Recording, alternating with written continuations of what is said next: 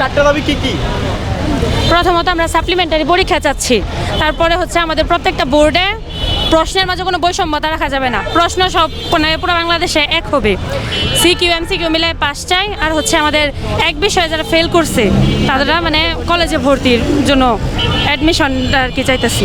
হচ্ছে শিক্ষকরা ভালোভাবে মূল্যায়ন করতে পারে নাই।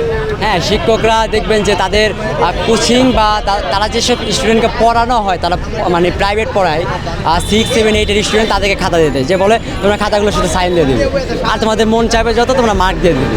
তো ওই 6, 7 স্টুডেন্ট কীভাবে একটা সায়েন্সের খাতা দেখতে পারে? সে কি বোঝে? সে কি এসএসসি ব্যাচে খাতা দেখার যোগ্য হয়েছে এখন পর্যন্ত? এটা আমরা জানতে চাচ্ছি শিক্ষা বোর্ড থেকে। তবে আমরা পরীক্ষা ভালো দেওয়ার পর আমাদের মানে রেজাল্ট খারাপ হবে এটা তো আর আমরা মানতে পারবো না।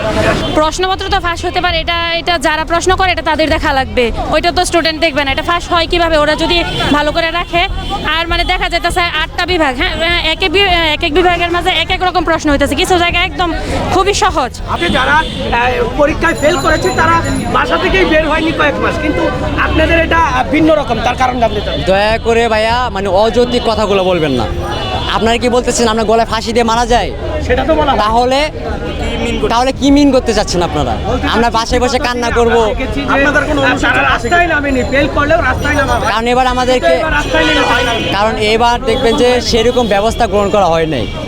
সেরকম ব্যবস্থা মানে রেজাল্টের কথা দেখতে পারেন যে একটা স্টুডেন্ট যে 6.5 লাখ কীভাবে ফেল করে।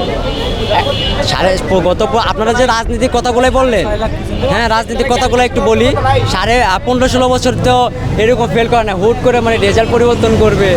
15-16 বছর ধরে তো যারা 70 পেতো তাদেরকে A+ দেওয়া হতো, যারা 20 পেতো তাদেরকে পাস করিয়ে দেওয়া হতো। এবছর যারা 30 পেয়েছে তাদেরকেও পাস দেওয়া হয়নি, এটা শিক্ষা বোর্ডের পক্ষ থেকে বলা হয়েছে। এটা নিয়ে কি বলবেন? আমাদের এমন স্টুডেন্ট আছে হ্যাঁ যে 60+ মার্ক পেয়েও পাস করতে পারে নাই। এটা কোন দেশে আছে আমি জানি না হয়তো, কিন্তু আমাদের বাংলাদেশে আছে যে 60 মার্কস 100-র ভিতরে 60 মার্কস পেয়েও সে পাস করতে পারে। এখানে দেখতে পারেন একটা স্টুডেন্ট 11টা সাবজেক্টে A+, সে একটা বিষয়ে ফেল করেছে, সে মানে মেধাবী না। তো 11টা সাবজেক্টে প্লাস ভাই, একটা সাবজেক্টে ফেল করছি ফিজিক্স, তাও ফিজিক্সে প্লাসের আনসার করে দিয়ে আসছি। এর সময় আর কি আমার প্লাস না আসুক, আমার কি ফার্স্ট আসবো না? দেশ পেলে পাস, আমার পাসটুকু আসে নাই। আমরা আর ভিতরে ঢুকতে যাচ্ছি না, আমাদের দাবি এখানে পূরণ হবে, একটা ডকুমেন্ট দিবে তারা, আমরা চলে যাবো।